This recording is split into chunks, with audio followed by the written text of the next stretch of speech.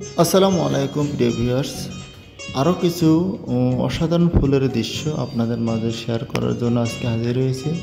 দেখতে সাথে থাকুন। অসাধারণ কিছু ফুলের দৃশ্য যা দেখলে আপনাদের ভালো লাগবে। দেখতে থাকুন, কথা না বাড়িয়ে লাভ নয়, দেখতে থাকুন। আসসালামু আলাইকুম।